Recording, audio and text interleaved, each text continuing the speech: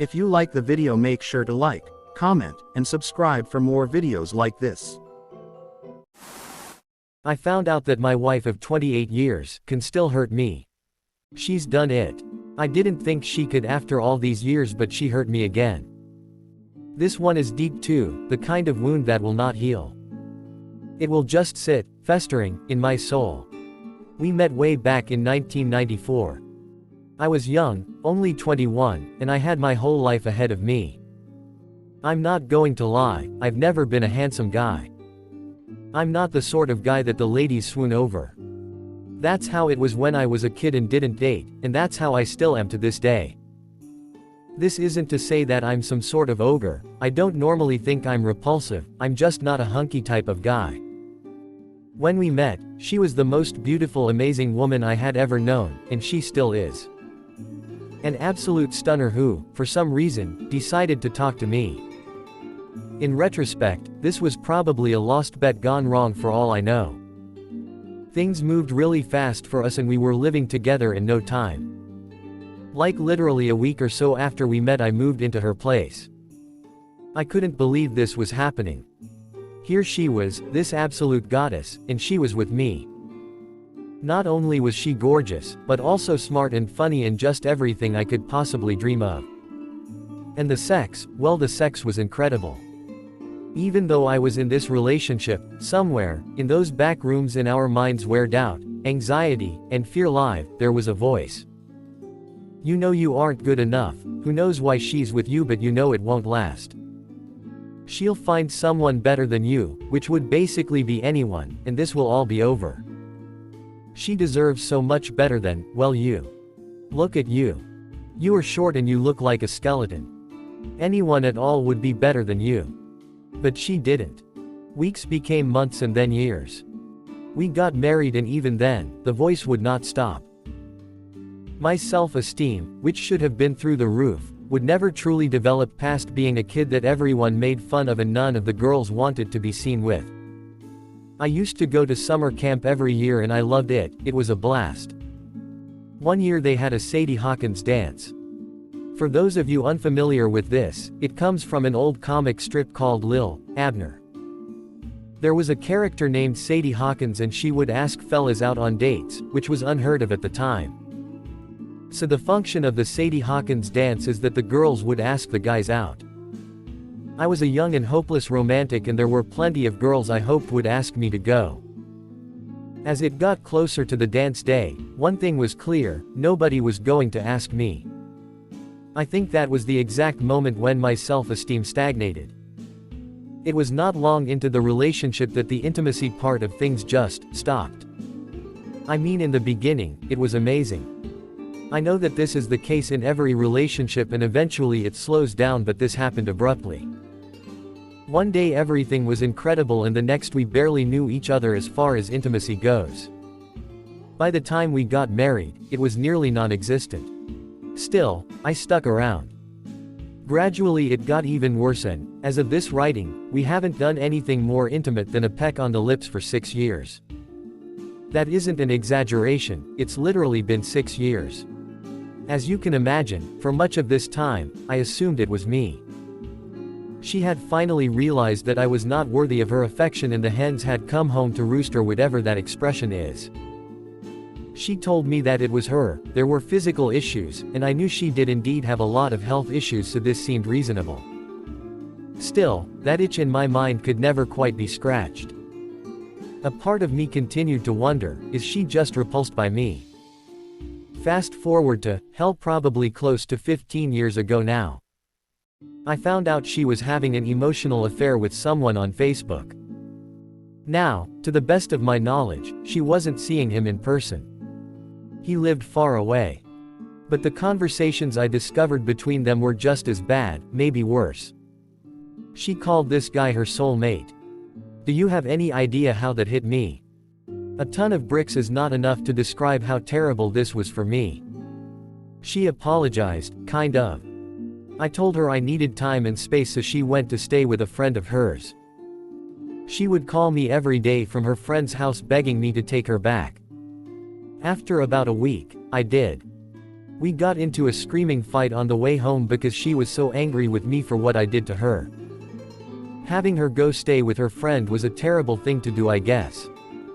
We got home and that was it. The brief apology phase was over. I would ask her over and over, just tell me why. I never got an answer. Eventually, we got into a fight over this again and her true feelings came out. It was my fault that she started talking to this guy like that. You see, at the time I had 2 jobs and worked close to 80 hours a week.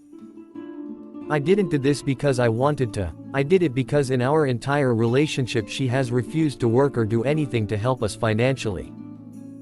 While we don't have kids together, her son, who was 4 when we met, is my son as far as I'm concerned.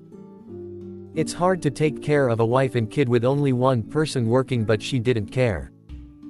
According to her, it's the man's job to make the money and take care of the family. So I worked 2 full-time jobs, and sometimes a 3rd part-time job, just to try to keep things together. Because I was always at work, she felt neglected and lonely. So she turned to this guy for the attention she felt she was starved for. That's right, in her eyes, her affair was all my fault. I constantly tell her how beautiful and amazing she is. I tell her I love her 100 times a day if I tell her once. It wasn't good enough. The same woman who had for years basically cut me off from any intimate contact, was now telling me that I should have paid more attention to her. Still, I stayed. I love her. That's the insane part. After all she has put me through, I still love her deeply. I can't imagine life without her. There is also the fact that, as I mentioned, she has literally no work history. There is no possible way she could take care of herself if I wasn't here. I know that if I leave, she will literally end up homeless. I don't want that for the woman I love. So I stay. In spite of it all, I stay because I love her. A few years ago, we decided to get our act together. I was no longer the skeleton man I was when we met. I had put on a lot of weight. So had she. It was impacting her self-esteem. Here was this absolute stunner who now viewed herself as ugly. Keep in mind I still tell her daily how gorgeous she is. It doesn't matter. So we started going to the gym. I was running 3x a week and lifting 3x a week. I got in really good shape if I'm being honest. I was taking better care of myself and so was she. Everywhere we would go people would say things like, "You guys are the hippest couple in town." I loved it. I loved knowing that she was on my arm all the time. She didn't. Sometimes she would just make weird comments to me. Once we were at the gym and I did something I was very proud of. I had never been a really strong guy. For the first time in my life I did 100 pounds on the bench press. I know it isn't a lot, but I was super excited about it. I went to where she was in the gym to tell her. Her reply was, "Oh, that's cool. You should come do some sit-ups with me to get rid of your fat gut." It was as if she took me feeling good about myself for one of the rare times that happens as a threat to her. I don't know why, but somehow it started to grate on her badly. This was the beginning of the final downfall. Sometime around October or November of 2016, someone we know told her I was having an affair. I want to be very clear about this. I was not having an affair. I would never do that to her, or to anyone for that matter. There was literally no proof of this affair at all. It didn't matter. Someone told her it was happening and that was it. Since then we have not been intimate at all and we regularly get into fights about this. Yes, 6 years later, after proving my innocence with facts and data at every turn, she still thinks I'm cheating on her. Not just with one person, mind you. Basically with anything that moves. For about 2 years it was bad. Really bad. Screaming fights every day, bad. For a while, I honestly thought I might kill myself. At the very least, I seriously considered checking into a hospital. That's how bad my depression and anxiety were. Now all I did was go to work. I would call her the second I got there to let her know I was there. I would call her throughout the day to see how she was. If she called me, I answered the phone no matter what was going on at work. I literally would walk out of meetings just so she wouldn't think I was cheating on her. When it was time to drive home, I would pull up Google Maps, call her and let her know how long it should take, and then I would be home at that time.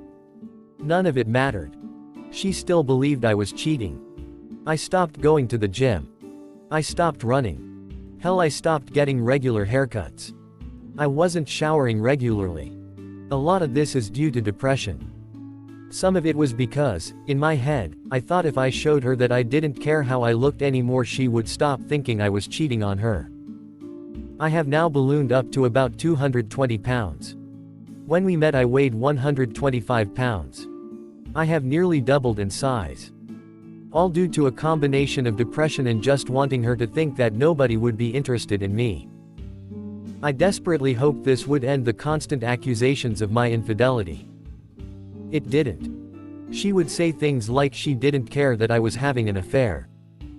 I told her that I cared. That her thinking I'm that kind of person hurts me deeply. That I am very proud of the fact that we have been together for so long and that I am ever faithful to her. It didn't matter. She continued to believe that I was a cheater and there was literally nothing I could do about it. My depression is worse than it ever has been. Last night, for no reason that I can think of, she started acting weird again. She always acts a certain way right before we end up fighting about my alleged infidelity. I can see it coming a mile away by now. Sure enough, I called her out on it and, as always, she starts in with the gaslighting. I don't know what you're talking about, you're acting crazy, I haven't done anything. These are all the usual statements she will make. We get into it. I said some things I wish I hadn't, I can admit that.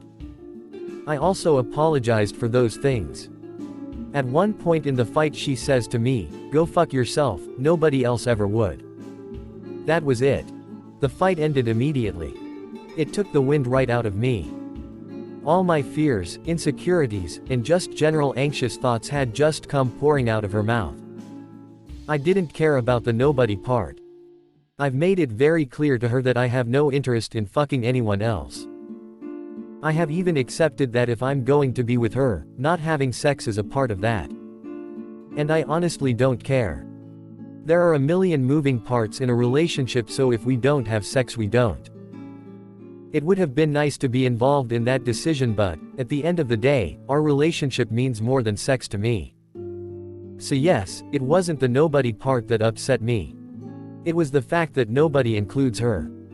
The woman who I reassure on a daily basis that she is amazing and incredible and gorgeous. That woman has told me in no uncertain terms that she finds me hideous to be around.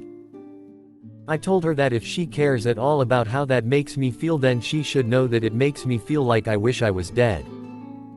She is the only thing that matters to me, and, after all this, she has finally validated my worst fear. She thinks I'm disgusting. Her response was that she doesn't care.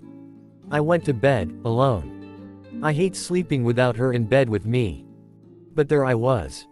Alone in the dark to wrestle with my worst fear coming to light. As I've always known, I am not good enough for her. The worst part about it is, nothing will ever change. I won't leave her for the reasons mentioned before, and she knows it. So this is my life now. Just a walking ATM that is only here to pay the bills. It's now like having a roommate that doesn't offer to help financially in any way. I don't know where to go from here. If you're worried that I might do something stupid, don't be. I won't. I'm just trapped in this mental hell for I guess the rest of my life. I really didn't mean to ramble so much, but once I started putting the words out into reality, everything just sort of came out. If you made it this far, thanks for listening. I'm crying now, in tears from this cathartic exercise, I suppose. I hope it will get better. I know it will never get better.